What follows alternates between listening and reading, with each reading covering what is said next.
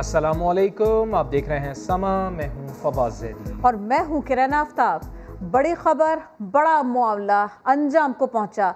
छुपता रहा, भागता रहा, रूप धारता रहा, लेकिन ऐसा कब तक होता?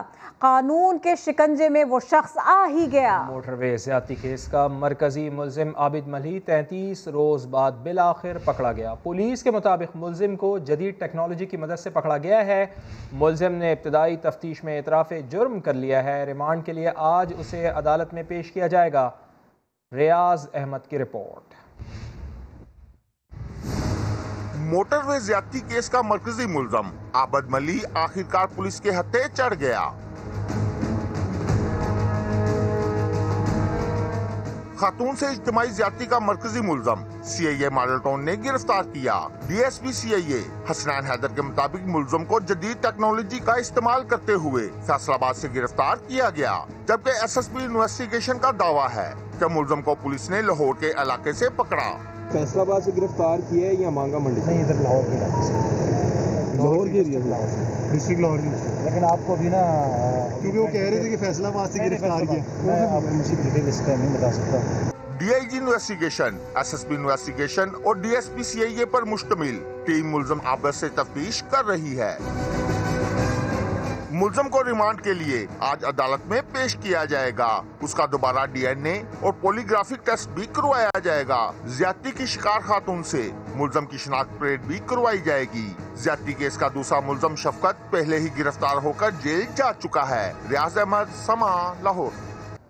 सदर मुमलिकत ने मोटरवे ज़्यादती केस के मरकजी मुल्जिम की गिरफ्तारी पर इत्मीनान का इजहार किया है। डॉक्टर आरिफ अलवी ने ट्विटर पैगाम में लिखा है कि मुल्जिमान के मौसर ट्रायल और कानून के तहत कसूरवार पाए जाने वालों को सख्त तरीन मिसाली सज़ा मिलनी चाहिए। पाकिस्तान में सबको, बिलखुसूस ख़वातीन और बच्चों को महफूज होना चाहिए, ऐसा माहौल होना चाहिए।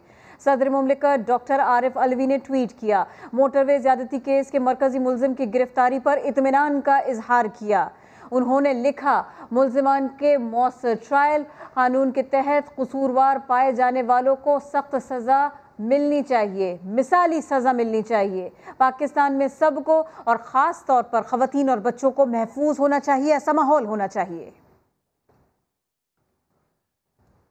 वज़ीर इत्तलात पंजाब फैयाज़ुल हसन चौहान कहते हैं कि शैतान सिर्फ मुल्जिम को कानून और इंसाफ के तकाज़ों के मुताबिक निशाने इबरत बनाया जाएगा। ऐसी सज़ा देंगे कि फिर किसी में ऐसा जुर्म करने की जुर्रत नहीं होगी। सबसे पहले तो पूरी पाकिस्तानी कौम को मुबारकबाद दूंगा कि वो शैतान सिर्फ इंसान के, जिसने पूरी पाकिस्तानी कौम के सियासी और माशरती चेहरे के ऊपर जो है वो कालक मली थी, उसको आज पंजाब हुकूमत और पंजाब पुलिस ने बड़े अहसन तरीके से जो है उस स्याह धब्बे को धोने की कोशिश की है और उसमें कामयाब हुए हैं। और दूसरी चीज ये है कि अब इसको इंशाल्लाह कानून के, इंसाफ के, अदालती और प्रोसिक्यूशन के जितने तकाजे हैं वो पूरा करके इसको निशाने इबरत बनाया जाएगा, ताकि पाकिस्तान के अंदर ये बच्चों और बच्चियों और खवातीन की हरासमेंट और जिनसी हरासगी और ब्लैकमेलिंग के जितने जराइम हैं उनकी हौसला शिकनी हो सके और आइंदा कोई इस तरह दंदनाते हुए बरमला जो है वो इस किस्म के शैतानियत के ऊपर मबनी जो है वो जराइम की हौसला न कर सके। मोटरवे ज़्यादती केस का मरकजी मुल्जिम आबिद मली आदि मुजरिम है। सफ़ाक दरिंदे के खिलाफ कत्ल, इक़दाम कत्ल और ज़्यादती समेत 8 मुकदमा दर्ज हैं। इस मुल्जिम का क्रिमिनल रिकॉर्ड आपको दिखाते हैं।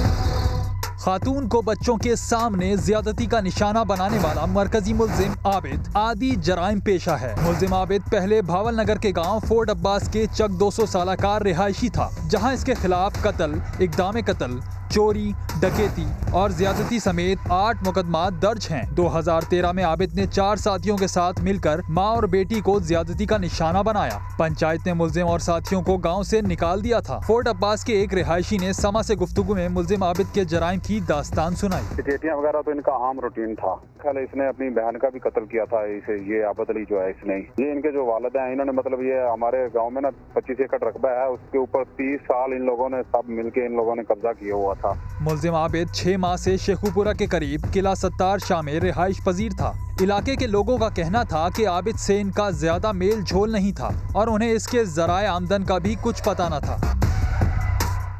उधर चारसद्दा में 2.5 साला बच्ची को ज़्यादती के बाद कत्ल करने वाला सफ़ा कातिल भी पकड़ा गया है। मुआविन खुसूसी बराए इत्तलात कामरान बंगश के मुताबिक 45 साला मुल्ज़िम बच्ची का पड़ोसी है।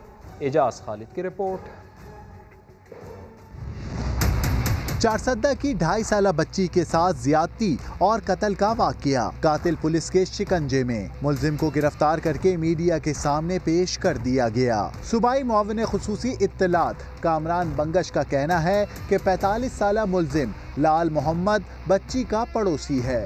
जब प्राइम सस्पेक्ट को इंटरोगेट करना शुरू किया, जो मकतूला है उनके जूते बरामद होना और उनके कपड़े, ये पुलिस ने जो लाल मोहम्मद है इसके साथ मिलकर और अपनी इन्वेस्टिगेशन के बेहतरीन टूल्स और टैक्टिक्स इस्तेमाल करके वो बरामद किए।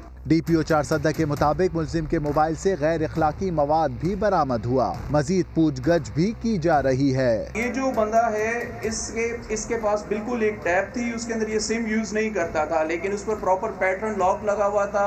उसको पता है कि वो लॉक किस तरह खोलना है, वो लॉक वो खुद खोलता था और उसके बाद उसके अंदर बिल्कुल मूवीज थी। 2.5 साला बच्ची को 7 अक्टूबर को ज्यादती का निशाना बनाकर बेदर्दी से कत्ल कर दिया गया था। कैमरामैन ज़काउल्लाह के साथ एजाज खालिद, समा, चारसद्दा। रहीम यार खान में सफाकियत की इंतहा, 2 मुख्तलिफ वाक़यात में 4 ख़वातीन को कत्ल किया गया। इमरान आसिफ की रिपोर्ट। रहीम यार खान में इंसानियत दम तोड़ गई। नवाही इलाके डेरा शम्स में 3 नामालूम अफराद ने माँ और बेटी को गले काटकर मौत की नींद सुला दिया। 8-9 माह पहले इस बच्ची ने जो है वो अपनी पसंद की शादी की थी, जिसके ऊपर घर में तनाज़ात थे। हम इसको हर पहलू से देख रहे हैं और इंशाल्लाह जो भी मेरिट होगा उसको इंश्योर करेंगे। दूसरा वाक़या सादिकाबाद में पेश आया, जहां स्कूल की फीस का तकादा करने वाली बच्ची को वालिद ने मौत के घाट उतार दिया। इस जालिम शख्स ने बीवी को भी जिंदा ना छोड़ा। फीस की वजह से लड़ाई शुरू हो गई। जब उधर से हटा तो कहता मेरे 50,000 रुपये तूने उठाया। हमने कहा हमारे पास नहीं है, मुझे मारने लग गया। फिर मम्मा आई, मम्मा को धिक्का दिया, वो नीचे गिरी, उसको ना सिर पे टोका मारा। फिर मेरी आपी ऊपर से गिरी, आपी को पहले मारा, फिर मम्मा को सीट के ले आया। पुलिस ने माँ बेटी के कत्ल के इल्जाम में मुल्जिम अल्लाह दत्ता को गिरफ्तार कर लिया, जबकि मफरूर मुल्जिमान की तलाश जारी है। इमरान आसिफ, समा, रहीम यार खान। लाहौर में पुलिस के मुबैना तशद्दुद से ज़ेर हिरासत मुल्ज़िम दम तोड़ गया है। CCPO ने वाक़े की तहक़ीक़ात के लिए कमेटी बना दी है। जहांगीर खान की रिपोर्ट। चोरी के इल्ज़ाम में मुबैना तशद्दुद, शहरी पुलिस हिरासत में दम तोड़ गया। गुलाम हुसैन को 2 रोज कबल फैक्ट्री में चोरी के इल्जाम में शाहदरा पुलिस ने हिरासत में लिया। 24 घंटे बगैर किसी मुकदमा या कानूनी कार्रवाई के हिरासत में रखा। गुस्सा का इल्जाम है कि पुलिस और फैक्ट्री मालिक तशद्दुद करते रहे। टॉर्चर किया, मालिक ने खुद मारा उनको। उसका एक दोस्त राना है, ड्रिंकिंग में थे तब भी मारा उन्होंने, पुलिस के सामने भी मारा है।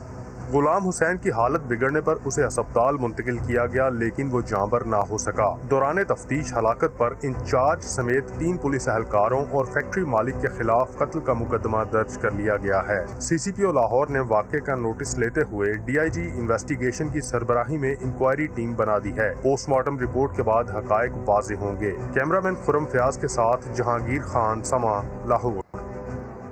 सिंध हुकूमत में कमीशन पास ख़वातीन अफसरान को हुकूक मांगना महंगा पड़ा। तरक्की के लिए आईनी दरख्वास्त दायर करने के बाद ख़वातीन अफसरान के मोबाइल नंबर्स गैर इखलाकी वेबसाइट पर डाले गए। मंसूर मुगैरी रिपोर्ट कर रहे हैं। सिंध हाई कोर्ट में दरख्वास्त क्यों दायर की? अपने हकूक के लिए आईनी दरख्वास्त दायर करने वाली 25 ख़वातीन अफसरान की जिंदगी अज़ाब बन गई। ख़वातीन अफसरान को रोजाना सैकड़ों फ़ोन कॉल्स के साथ साथ गैर इखलाकी वीडियोस मौसूल होने लगी। सिंध हुकूमत के महकमा सोशल वेलफेयर की कमीशन पास 25 ख़वातीन ने तरक्कियों में नजरअंदाज करने पर सिंध हाई कोर्ट में एक आईनी दरख्वास्त दायर की थी। अदालत में मुकदमा शुरू होते ही ख़वातीन अफसरान के मोबाइल फ़ोन नंबर आउट कर दिए गए। मोबाइल नंबरों को गैर इखलाकी वेबसाइट पर शेयर कर दिया गया, जिसके बाद मुल्की और गैर मुल्की नंबरों से ख़वातीन अफसरान को मुसलसल जिनसी तौर पर हिरासा किया जा रहा है। ख़वातीन अफसरान ने चीफ सेक्रेटरी सिंध और FIA साइबर क्राइम में मुश्तरका तौर पर दरख्वास्त दायर करके तहफ़्फ़ुज़ फराहम करने का मुतालबा कर दिया। मंसूर मुगैरी, समा, कराची। मौलाना आदिल कत्ल केस की तहकीकात में अहम इंकशाफात सामने आ गए हैं। CTD ज़राए के मुताबिक हमले में वही ग्रुप मुलव्विस है जिसने मुफ्ती तकी उस्मानी पर हमले की कोशिश की। वारदात के लिए बैरून मुल्क से फंडिंग की गई। मौलाना आदिल खान पर हमले में मुलविस दहशतगर्द गिरोह की निशानदेही हो गई। हमले में वही गिरोह मुलविस है जिसने गुज़िश्ता साल मुफ्ती तकी उस्मानी पर हमले की कोशिश की। ये भी मालूम हुआ है कि अमन अमान की सूरत हाल तबाह करने के लिए दहशतगर्द गिरोह को बैरून मुल्क से फंडिंग की गई। तरबियत याफ्ता दहशतगर्द इंतहाई शातिर हैं। वारदात की मंसूबाबंदी और रेकी के लिए मुकामी दहशतगर्दों का सहारा भी लिया गया। हमले के बाद दहशतगर्दों की एक टीम बैकअप पर भी मौजूद थी। CTD ज़राए का कहना है कि शहर में दहशतगर्दों का स्लीपर सेल मौजूद है। हमले में मुलविस दहशतगर्द गिरोह के करीब पहुँच चुके हैं। उधर पुलिस ज़राए का कहना है कि मौलाना आदिल खान के अहले खाना के इनकार पर अब मुकदमा सरकार की मुद्दत में दर्ज किया जाएगा। मुकदमे में इंसादे दहशतगर्दी, कत्ल समेत दीगर दफात शामिल की जाएंगी। मुकदमे के इंदराज के बाद तफ्तीश CTD के सुपुर्द की जाएगी। मौलाना आदिल के कातिलों को हर सूरत कैफर किरदार तक पहुँचाएंगे। गवर्नर सिंध इमरान इस्माइल ने जामिया फारूकिया का दौरा किया, कहा मुल्जिमान के करीब पहुँच चुके हैं। दुश्मन पाकिस्तान में इंतशार फैलाने के लिए सरगर्म है और मौलाना आदिल का कत्ल इसी साजिश की कड़ी है। गवर्नर सिंध ने जामिया फारूकिया का दौरा किया और मीडिया से गुफ्तगू में वाज़ेह कर दिया कि कातिलों को किसी सूरत नहीं छोड़ेंगे। संजीव मनसूबाबंदी के तहत किया गया और ये टारगेट किलिंग का वाक़या है। जिन लोगों ने ये हरकत की है उन्हें इंशाअल्लाह अल्लाह ने चाहा तो बहुत जल्द कैफर किरदार तक पहुँचाएंगे। हम नज़दीक हैं, हम ज़्यादा डिटेल्स नहीं हो सकती लेकिन हम इसके बहुत नज़दीक हैं। वफाकी वज़ीर अली ज़ैदी ने कहा कि पाकिस्तान की तरक्की दुश्मनों से हज़म नहीं हो रही, इसीलिए मुल्क को नुकसान पहुँचाने के लिए कोशिशें की जा रही हैं। पाकिस्तान की जो दुश्मन है वो पाकिस्तान को नुकसान पहुँचाने के लिए ये सारे फसादात क्रिएट कर रहे हैं। हमारी दुआ है, दुआ मग़फ़िरत करेंगे आदिल खान साहब शहीद के लिए, और वैसे भी शहीद का रुतबा तो कुरान शरीफ में बहुत बड़ा होता है। अली ज़ैदी ने कहा कि कौमी इदारे साजिशों से बाखबर हैं और इस बार भी पाकिस्तान दुश्मनों के हाथ रुसवाई आएगी।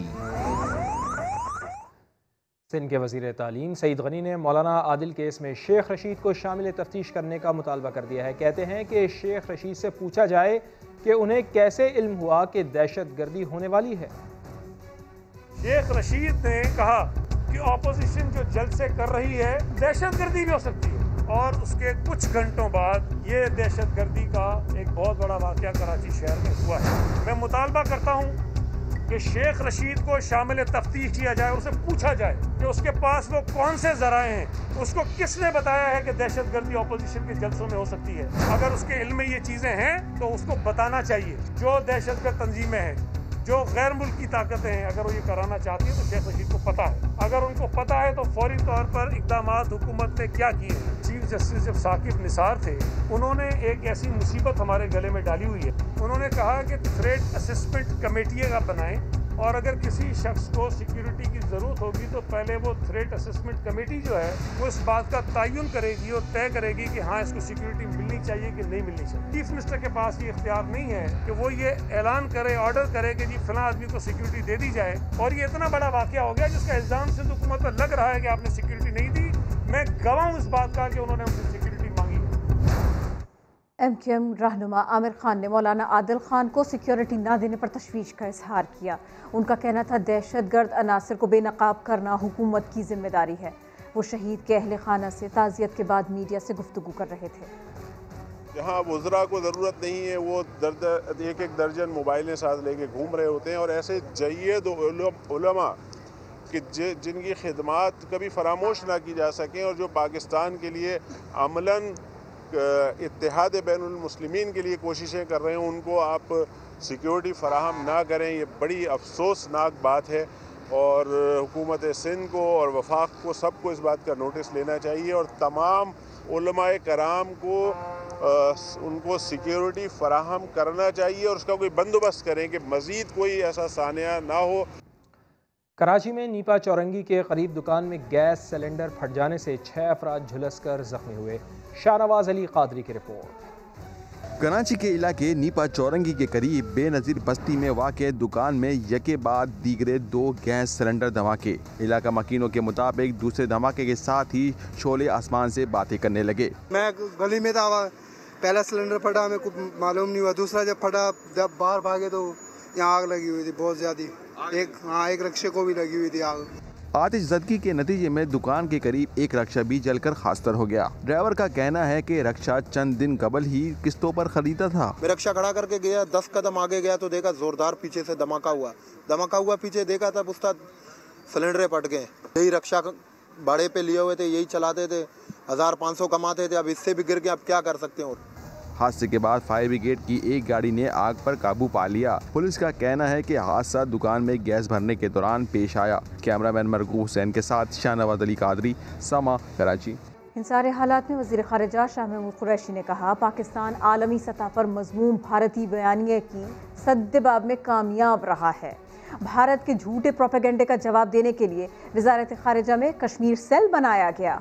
बड़ी खूबसूरती से, बड़ी चालाकी से, बड़ी मक्कारी से हिंदुस्तान ने जो कश्मीर की हक़ खुद इरादियत की जो जदोजहद है उसको उन्होंने रंग दिया दहशतगर्दी में। ये एक इंटरनेशनली रिकग्नाइज्ड डिस्प्यूट है, हल तलब मसला है, उन्होंने बयानिया बना लिया। मजलूम निहत्ते कश्मीरी मर रहे, शहीद हो रहे, पिस रहे, लेकिन दहशतगर्दी की तोहमत उन पे भी लग रही और हम पे भी लग रही। अब इस बयानिए को जब तक हम काउंटर न करें, हमारा इमेज इंटरनेशनल सही नहीं हो सकता। पाकिस्तान कामयाब हुआ दुनिया को कायल करने में कि भाई हम पे टेररिज्म की तोहमत को लगाए जा रहे हैं, हम तो खुद 70,000 जाने दे बैठे हैं। और कराची वालों के लिए बुरी खबर है कि के इलेक्ट्रिक के टैरिफ में 2 रुपये 89 पैसे फ़ी यूनिट तक इजाफा कर दिया गया है। 300 यूनिट से ज़ायद इस्तेमाल करने वालों को फ़ी यूनिट तकरीबन 20 रुपये का पड़ेगा। इतलाक़ 1 सितंबर से होगा। कराची वालों को बिजली का एक और जोरदार झटका। सारिफीन पर लगभग 3 साल की एडजस्टमेंट्स थोप दी गयी। के इलेक्ट्रिक के टैरिफ में 1 रुपया 9 पैसे से 2 रुपये 89 पैसे फी यूनिट तक की इजाफा। वजारत तवानाई से नोटिफिकेशन जारी। इत्तलाक 1 सितंबर से होगा, यानी सारिफीन को इजाफी अदायगियाँ इसी महीने से करना होंगी। नोटिफिकेशन के मुताबिक के इलेक्ट्रिक के टैरिफ में इजाफा जुलाई 2016 से मार्च 2019 तक के लिए मुख्तलिफ एडजस्टमेंट्स की मद में किया गया। इत्तलाक माहाना 300 यूनिट तक इस्तेमाल करने वाले घरेलू सारिफीन पर नहीं होगा, जबकि टैरिफ 1 रुपया 65 पैसे बढ़ने के बाद 301 से 700 यूनिट इस्तेमाल करने वालों का टैरिफ अब 19 रुपये 25 पैसे और 700 यूनिट से ज्यादा इस्तेमाल करने वालों के लिए 22 रुपये 35 पैसे फी यूनिट हो गया। 5 किलोवाट वाले कारोबारी सारिफीन के टैरिफ में 1 रुपया 9 पैसे, सनती सारिफीन के टैरिफ में 2 रुपये 89 पैसे और ज़राई सारिफीन के टैरिफ में 2 रुपये 58 पैसे फी यूनिट इजाफा भी किया गया है। इजाफे के बाद के इलेक्ट्रिक का टैरिफ मुल्क की दीगर बिजली कंपनियों के बराबर हो गया। वहाब कामरान, समा, इस्लामाबाद। कराची में बिजली मजीद महंगी और नायाब। उधर लाहौर में सस्ते आटे का 20 किलो का थैला दुकानों पर नायाब। लोग मिलों के बाहर कतारें लगाकर 10 किलो का थैला खरीदने पर मजबूर। मोहम्मद लुकमान की रिपोर्ट देखिए। यहाँ कोई चीज मुफ्त नहीं बट रही, बल्कि कतारों में लगे लोग मिल से आटा खरीदने के लिए आए हैं। दारोगा वाला के करीब इस मिल पर 20 किलो का नहीं, सिर्फ 10 किलो का थैला ही दस्तयाब है। अवाम का कहना है कि बाजार से सस्ता आटा मिल जाए तो कतारों में लगने की क्या जरूरत है। 10 किलो का तोड़ा देंदे ने 420 रुपए का। 2 दिन लंघते ने, तीजे दिन उसे दिन फिर आ जाइदा, फिर लै जाइदा लाइन च लग के। दूसरी तरफ बाजार में सिर्फ 15 किलो का थैला ही दस्तयाब है, जो कि मिलें ओपन मार्केट से गंदम खरीद कर बना रही हैं। जो पहले 20 kg की प्राइस थी 860 रुपए, अब ये 950 रुपए का 15 kg में कर दिया। ये गवर्नमेंट को या पब्लिक को धोखा देने के लिए। आटे की कीमत में इजाफे का जवाब बनाकर नान भाई एसोसिएशन ने 20 अक्टूबर से रोटी की कीमत 2 से 3 रुपए बढ़ाने की धमकी दे दी है। कैमरामैन अजहर इकबाल और लियाकत बशीर के साथ मोहम्मद लुकमान, समा, लाहौर। कुछ भी करो, महंगाई कम करनी है। महंगाई पर कंट्रोल के लिए नेशनल प्राइस मॉनिटरिंग कमेटी ने स्टेक होल्डर्स को फौरी और ठोस इक़दाम की हिदायत कर दी है। इस्लामाबाद से देखिए शकील अहमद की रिपोर्ट। कीमतें मुसलसल बढ़ क्यों रही हैं? महंगाई के पर आखिर कैसे काटे जाएं? गौर के लिए मुशीर खजाना की ज़ेर सदारत नेशनल प्राइस मॉनिटरिंग कमेटी ने सर जोड़ लिए। गंदम, चीनी, आलू, प्याज, टमाटर, चिकन समेत बुनियादी अशिया की कीमतों में कमी लाना जरूरी करार। इजलास को बताया गया कि आलमी कीमतों में इजाफा, तलब और रसद का मसला, होलसेल और रिटेल मुनाफे में फर्क, हालिया बारिशें और कोरोना कीमतें बढ़ने की बड़ी वजूहात हैं। चीफ सेक्रेटरीज को गंदम की सप्लाई बेहतर बनाकर कीमतों का फर्क कम से कम करने की हिदायत। स्टेक होल्डर्स को ज़िलाई प्राइस मॉनिटरिंग कमेटी मुतहरिक करने समेत फौरी ठोस इकदामात का भी कह दिया गया। दूसरी जानिब महंगाई पर काबू पाने के लिए टाइगर फोर्स मैदान में उतारने के हुकूमती फैसले को अपोजिशन ने आड़े हाथों लिया तो मुआवने खुसूसी उस्मान डार दिफा के लिए सामने आ गए। टाइगर फोर्स के नौजवान जिन्होंने बड़ा जबरदस्त काम किया कोरोना पेंडेमिक में, टाइगर फोर्स एक नजरिए का नाम है। महंगाई और जहीरा अंदोजी की निशानदेही इंशाअल्लाह ताला आप करेंगे। उस्मान डार ने ये भी बता दिया कि वजीर आजम महंगाई के खिलाफ एक्शन के लिए हफ्ते के रोज एक बड़ा पैगाम भी देने जा रहे हैं। शकील अहमद, समा, इस्लामाबाद। महंगाई ने अवाम का ऐसा हाल कर दिया है कि गोश्त, सब्जी तो दूर की बात, चटनी के साथ रोटी खाना भी मुश्किल हुआ जा रहा है। बिल्कुल, चटनी से रोटी खाने पर यौमिया खर्च कितना आता है बता रहे हैं इस्लामाबाद से वहाब कामरान। जब महंगाई ने गरीब आदमी की चटनी बनाकर रख दी तो वो उसी चटनी से ही रोटी खाने का सोचने पर मजबूर हो गया, लेकिन उसके लिए अब ये भी आसान नहीं रहा। यकीन नहीं आता, खुद ही देख लें। 100 रुपए का दही, 10 रुपए का हरा धनिया, 10 रुपए का पुदीना और 10 रुपए की ही हरी मिर्चें, ये हो गए 30 रुपए। जरा एक एक पाव टमाटर और प्याज भी लें, ये बन गए 65 रुपए। यानी कुल मिलाकर 195 तो सिर्फ चटनी के हो गए। 15 रुपए फी रोटी के हिसाब से 7 रोटियों का खर्चा हुआ 105 रुपए। मियाँ बीवी और 3 बच्चे सिर्फ चटनी से खाना खाएं तो एक वक्त के खाने पर 300 और यौमिया 900 रुपए का खर्च आएगा। इन हालात में गरीब कहाँ जाए? आलू लेने जाओ ना, वो भी कले समझो भी लून मिर्चे डाल डूल के 100-300 का खर्चा हो जाता है। कोई गुजारा भी नहीं, जब बच्ची का दूध ही नहीं पूरा होता। दवाई तक भी नहीं ले सकते। अस्पताल में चले जाओ, वहाँ भी वो कहते हैं सरकारी में भी 200 रुपया पहले दो, फिर जो फीस है। पूरा महीना सिर्फ चटनी से ही रोटी खाई जाए तो 5 अफराद का माहाना खर्चा 27,000 रुपए बनता है। हुक्मरानों को कौन बताए कि लोगों का पेट सिर्फ तकरीरों से नहीं भरता, उन्हें सस्ती रोटी भी चाहिए। कैमरामैन इसरार सलीम के साथ वहाब कामरान, समा, इस्लामाबाद। कन्वेंशन सेंटर में वजीर आजम की इंसाफ लॉयर फोरम की तकरीब में शिरकत पर सुप्रीम कोर्ट ने अज़खुद नोटिस ले लिया है। रियासती वसाइल के मुबैना गलत इस्तेमाल पर अदालत ने जवाब भी तलब कर लिया है। बेंच की तश्कील के लिए केस चीफ जस्टिस को इरसाल कर दिया गया। जुल्करनैन इकबाल रिपोर्ट कर रहे हैं। इंसाफ लॉयर्स फोरम की तकरीब कन्वेंशन सेंटर में क्यों हुई और वजीर आजम ने शिरकत क्यों की, सुप्रीम कोर्ट ने अज़खुद नोटिस ले लिया। निजी तकरीब के लिए कन्वेंशन सेंटर के इस्तेमाल और सियासी सरगर्मियों के लिए वजीर आजम ऑफिस के मुलविस होने पर जवाब तलब। 4 सफ़ात पर मुश्तमिल हुक्मनामा जारी। कहा गया कि निजी तकारीब आर्टिकल 248 के तहत सरकारी उमूर में शुमार नहीं होती। 9 अक्टूबर को इंसाफ लॉयर्स फोरम के कन्वेंशन में वजीर आजम की शिरकत पर जस्टिस काजी फाइज ईसा के सख्त रिमार्क्स। कहा वजीर आजम पूरे मुल्क का होता है, किसी एक जमात या ग्रुप का नहीं। वजीर आजम रियासत के वसाइल का गलत इस्तेमाल क्यों कर रहे हैं। कन्वेंशन सेंटर इंतजामिया को तकरीब की बुकिंग, बिल और अदायगी की तफसीलात रिकॉर्ड समेत पेश करने का हुक्म दे दिया।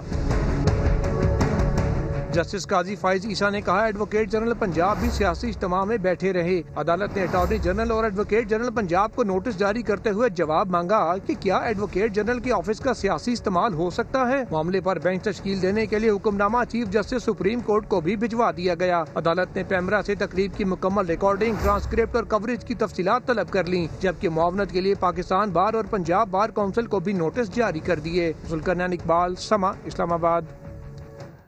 सुप्रीम कोर्ट ने वजीर आजम के कन्वेंशन सेंटर में वकला से खिताब पर अज़खुद नोटिस ले लिया। माहिरीन कानून इस बारे में क्या राय रखते हैं, जान लेते हैं इस रिपोर्ट में। आप सबके पुरजोर इस्तकबाल में वजीर आजम इमरान खान। वकला की तकरीब में वजीर आजम की शिरकत और उस पर सुप्रीम कोर्ट का नोटिस। माहिर कानून कामरान मुर्तजा कहते हैं अगर पार्टी वकला का कन्वेंशन था तब तो वजीर आजम की शिरकत पर सवाल बनता है। ताहम आम वकला के कन्वेंशन में शिरकत खिलाफ कानून नहीं। अगर कोई कन्वेंशन जो है वो वकला का, आम वकला का था, किसी पार्टी बेस पे नहीं, पार्टी की बुनियाद पे नहीं था, तो फिर तो कोई बुरी बात नहीं है कि वजीर आजम अगर कोई वकला के एसोसिएशन का कोई फंक्शन था, बार काउंसिल का कोई फंक्शन था, उसमें आए तो ठीक है। जबकि senior member Pakistan bar council Shoaib Shaheen कहते हैं वज़ीर आज़म बतौर पार्टी सरबराह वुकला कन्वेंशन में शिरकत कर सकते हैं। पॉलिटिकल पार्टी की ज़ैली तंजीम के फंक्शन में as prime minister of Pakistan उनका जाना या पॉलिटिकल हेड का उनका वहाँ जाना बज़ाहिर मेरी नज़र में ना तो किसी कॉन्स्टिट्यूशनल प्रोविजन की वायलेशन है, ना ही आप कह सकते हो कि इलेक्शन लॉज की वायलेशन है। कानूनी माहिरीन की आरा अपनी जगह, सुप्रीम कोर्ट के सवाल अपनी जगह, जवाब तो देने होंगे। अपोजिशन वालों, दिल खोलकर जल्द से करो, रैलियां निकालो, कोई टेंशन नहीं। हुकूमत ने एहतजाजी तहरीक में किसी किस्म की रुकावट न डालने का फैसला किया। अलबत्ता वज़ीर आज़म ने वाज़ेह किया एहतजाज की आड़ में इंतशार की इजाज़त नहीं दी जाएगी। अब्बास शब्बीर रिपोर्ट कर रहे हैं। पुरअमन एहतजाज, जलसे जुलूस और रैलियां अपोजिशन का जमहूरी हक, हिज़्ब इख्तिलाफ को अपना शौक पूरा करने दिया जाए। वज़ीर आज़म इमरान खान की ज़ेर सदारत इजलास में वज़रा और मामले ख़ुसूसी की अक्सरियत की तजवीज़, अपोजिशन को सियासी सरगर्मियों की इजाज़त देने का फैसला हो गया। इजलास में फैसला किया गया कि अपोजिशन को सियासी सरगर्मियों की मुकम्मल इजाज़त होगी मगर इंतशार फैलाने की नहीं। ज़िले हुकूमतें जलसे जुलूसों में कोरोना SOPs पर अमल दरामद यकीनी बनाने की जिम्मेदार होंगी। वज़ीर आज़म इमरान खान का कहना था कि अपोजिशन को खामख्वाह हीरो न बनाया जाए। अपोजिशन की तहरीक का मकसद अवाम की भलाई नहीं, सियासी एलीट की करप्शन का तहफ़्फ़ुज़ है। हिज़्ब इख्तिलाफ की जमातें हुकूमत पर दबाव डालकर सिर्फ करप्शन केसेस से छुटकारा चाहती हैं। अपोजिशन का एजेंडा खुद बेनकाब हो रहा है, अवाम को उनकी तहरीक से कोई दिलचस्पी नहीं। कराची में अमन होगा तो पूरे मुल्क में अमन होगा। साइट कराची में वर्कर्स कन्वेंशन से खिताब में लीगी रहनुमाओं ने कराची में अमन का क्रेडिट भी नवाज शरीफ को दे दिया।